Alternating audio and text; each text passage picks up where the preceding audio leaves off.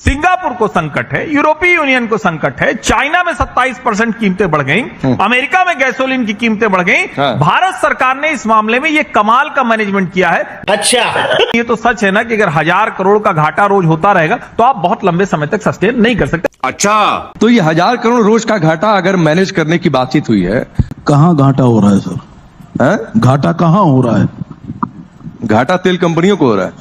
अच्छा, जब मोदी जी प्रधानमंत्री बने थे तो उस वक्त देश में पेट्रोल 60 रुपए लीटर हुआ करता था और अंतर्राष्ट्रीय बाजार में एक स्थिति ऐसी आई थी कि कच्चा तेल $24 और $23 प्रति बैरल पर आ गया था।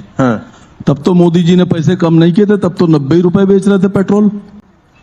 तो पहले अगर 1000 करोड़ का घाटा बता रहे हैं तो पहले ये भी तो बताइए कि पिछले 10 साल में कमाया कितना आपने, प्रॉफिट कितना है आपका?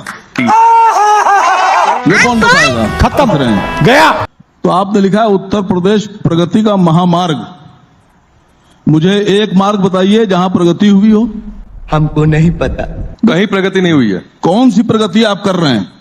आप सड़क बनाते हैं, उस पर पैसे पहले लेने लगते हैं टोल लगाकर। आपने कार बेची, उस पर रोड टैक्स ले लिया। आपने 20 लाख की फॉर्च्यूनर पर पहले टैक्स लगा के उसको 55 लाख का कर दिया। भाई रोड टैक्स भी हम दें, इनकम टैक्स भी हम दें, रजिस्ट्रेशन फीस भी हम दें, जीएसटी भी हम दें, पेट्रोल पे वैट भी हम दें, और उस बाद आप सड़क बनाएंगे पब्लिक के पैसे से, उस पर हमसे पैसे ले लेंगे। ये तो गुंडा टैक्स हो गया है कि तुम कमा रहे हो, हमको इतने पैसे दो वरना हम तुम्हें गोली मार देंगे, तुमको जेल में डाल देंगे, तुमको किडनैप कर लेंगे, तुमको बंद कर लेंगे। आपके चैनल पर अभी कुछ देर पहले ब्रजेश पाठक जी बैठे थे, स्वास्थ्य मंत्री हैं। आपने तो उनसे स्वास्थ्य पर सवाल ही नहीं पूछा। कोई तो धोती खोल रहा है। अरे तो खड़ा होकर आप पूछ लिए होते। नहीं, हर्षवर्धन जी कह रहे हैं कि सामने ही थे, खड़ा होकर बोलते कि हमको पूछना है। हर्षवर्धन जी के आगे आप लगाते हैं राजनीतिक विश्लेषक या पत्रकार। इनको बताइए आरएसएस का पत्रकार।